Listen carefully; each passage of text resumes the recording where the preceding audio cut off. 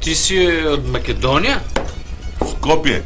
Шо бе Скопје, шо се плашиш? Кажи Македонија. Јас сум егеец. Од Лерин. Драго ми. На дедо ми мој, сестра ти, у Лерин има лозја имаше и трактор имаше, и сега немаше трактор, виж. Кај си бе точно во памет ми извани. И ти си од Македонија? Од Скопје. Шо се плашиш бе Скопје бе? Кажи Македонија бе.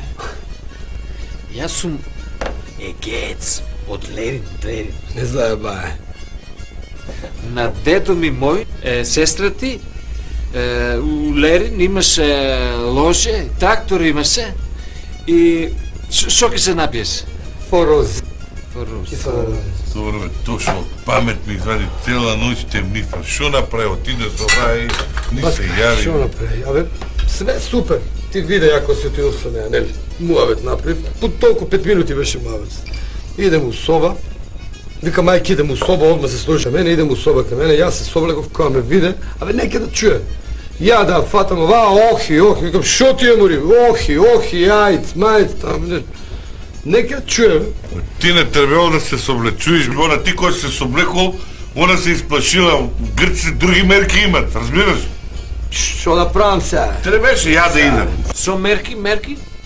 Санкции? Нема мерки, демократија се Грција. Нема виза, има Европа, се не. За женски нешто. Шо женски? Нишо. Земо, зашто не кажеш?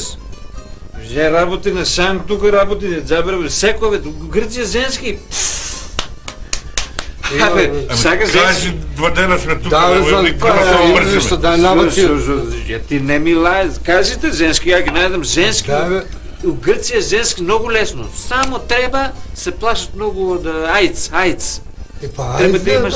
Бе, он се ноќи соблекол и ваа видео ајц се викал е многу голем. Ајц ова со инфекција, со ајц треба да имаш кондом. Идеш у аптека тука, земеш кондоми, ја најде женски, зошто не кажеш женски, зошто се плашиш?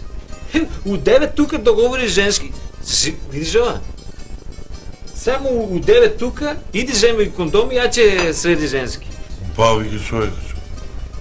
Ми иди, карши има аптека еден.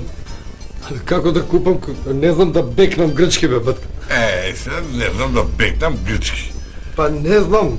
Иди у аптеката тука бе, влези унатре, ќе да чекаш погоден момент, извади го, остави му пари на аптекар, че му текне, он не е глуп, че ти даде 2-300 кондоми, че свършиме работа. Оди тоа мрсиме вечер човеко, че не најде нешто. А бре, оди.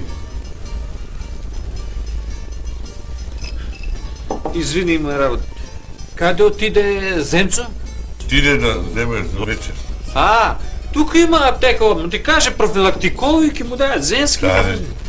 Слушај, јас порано имам един у Грција, имаше таки подебелки вака за мене. Има. Номер, Има се.